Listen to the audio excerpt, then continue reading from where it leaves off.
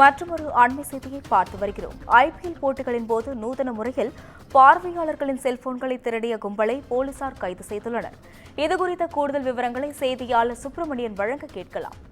வணக்கம் சுப்பிரமணியன், உங்க விவரங்களை பதிவு செய்யலாம். ஐபிஎல் கிரிக்கெட் போட்டியை காண வந்த ரசிகர்களிடம் நூதன முறையில் செல்போன் திருடிய கும்பலை கடந்த வாரம் சென்னை திருவல்லிக்கேணி போலீசார் கைது செய்தார்கள். குறிப்பாக சென்னை சேப்பாக்கம் மைதானத்தில் நடந்த சென்னை சூப்பர் கிங்ஸ் மற்றும் பெங்களூர் ராயல் சேலஞ்சர்ஸ் இடையேயான நடந்த போட்டி கடந்த 28ஆம் தேதி நடந்தது.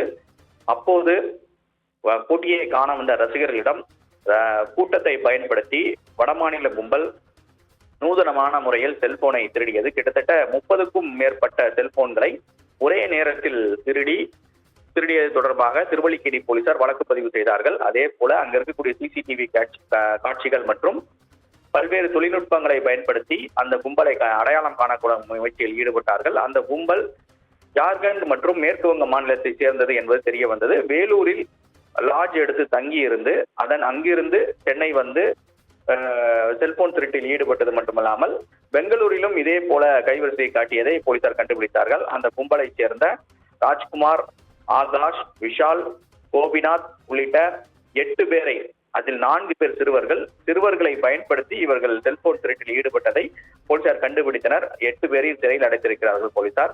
இந்த நிலையில் இந்த கும்பலுடைய கூட்டாளிகள் தொடர்ந்து தலைமறைவாகி இருப்பதாக சென்னை போலீசாருக்கு தெரிய வந்தது. அதன் அடிப்படையில் அவர்கள் எங்கு இருக்கிறார்கள் என்ற கோணங்களில் விசாரணை நடத்திய போது சொந்த மாநிலத்திற்கு அவர்கள் தப்பி சென்று விட்டதாகவும், அதன் பிறகு அவர்களை கண்காணிக்கக்கூடிய பணியில் ஈடுபட்ட போது மீண்டும் அவர்கள் வேலூருக்கு வந்திருப்பது போலீசாருக்கு தெரிய வந்தது. உடனடியாக வேலூர் போலீசாருக்கு அந்த கும்பல் குறித்த தகவல் தெரிவிக்கப்பட்டது. வேலூர் போலீசார் அங்கு லாட்ஜில் பதுங்கியிருந்த ஜார்க்கண்ட் மற்றும் மேற்கு வங்க மாநிலத்தை சேர்ந்த மேலும் 3 பேரை போலீசார் கைது செய்திருக்கிறார்கள். ராகுல் குமார், ஜிதேந்திர சகனி, பர்வீன் குமார் மகேதா ஆகிய 3 பேரை போலீசார் கைது செய்தார்கள். கைது செய்யப்பட்டு அவர்களிடமிருந்து திருடப்பட்ட 30 செல்போன்கள் பறிமுதல் செய்யப்பட்டிருக்கிறது. இது தொடர்பாக வேலூர் போலீசார் சென்னை போலீசாருக்கு தகவல் தெரிவித்தனர். சென்னை போலீசார் வேலூர் சென்று அந்த 3 பேரையும் கைது செய்து சென்னை கொண்டு வந்து விசாரணை மேற்கொண்டு வருகிறார்கள். இந்த கும்பலில் இன்னும் சிலர் தலைமறைவாக இருப்பதாக சந்தேகம் வந்திருக்கிறது. அது தொடர்பாக கைதான 3 பேரிடமும் விசாரணை என்பது நடத்தப்பட்டு வருவதாக போலீசார் தரப்பில் தெரிவிக்கப்பட்டிருக்கிறது.